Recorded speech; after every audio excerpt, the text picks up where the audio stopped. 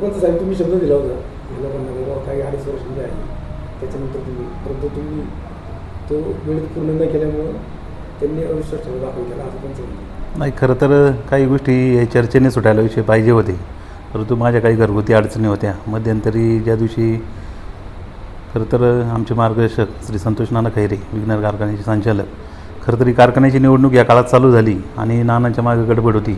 कुठंतरी ज्यावेळेस शब्दाचा विषय होता त्यावेळेस नाना असतील, आशिषभाऊ फुलसुंदर असतील, मी असेल, काही आमची माणसं असतील माझ्याबरोबरची, खरं तर सगळ्यांना विश्वासात घेऊन हे काम करायचं होतं. एक मिटिंग घ्यायची होती, ते थोडासा उशीर झाला आणि माझे पण 2 दिवस मी धुळ्याला गेलो.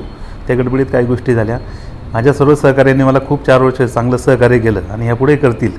खरं तर प्रशासनाचा एक चांगला अभ्यास असणारा खरं तर मला होता. या माध्यमातून मी काम केलं आणि ह्या पुढीलही काळात करणार. मी पाहिलं असेल मागील पंचवार्षिकमध्ये मी सदस्य म्हणून काम केलं. खरं तर सर्व महिला सरपंच होत्या, परंतु मी कधी असं म्हटलं नाही की मी सरपंच नाही म्हणून काम कमी करायचं. तसं काही होणार नाही. खरं तर मी पुन्हा एकदा सर्व माझ्या सदस्यांचे सहकाऱ्यांचे आभार मानतो. माझ्याकडनं काही जर चूक झाली असेल या काळात तर मी त्याची दिलगिरी व्यक्त करतो. थांबतो. धन्यवाद.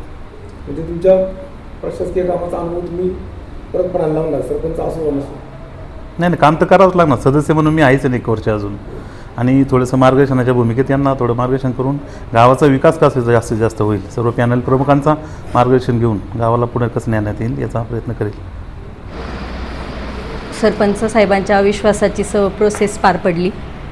यात थोडं गैरसमजुतीतून दोन्ही पॅनल एकत्र आले आणि सरपंच साहेब राजीनामा द्यायला तयार झाले, पण थोडा उशीर झाल्यामुळं पहिली अविश्वासाची प्रोसेस सुरू झाली आणि त्या प्रोसेसला त्यामुळं आम्हाला सामोरं जायला लागलं.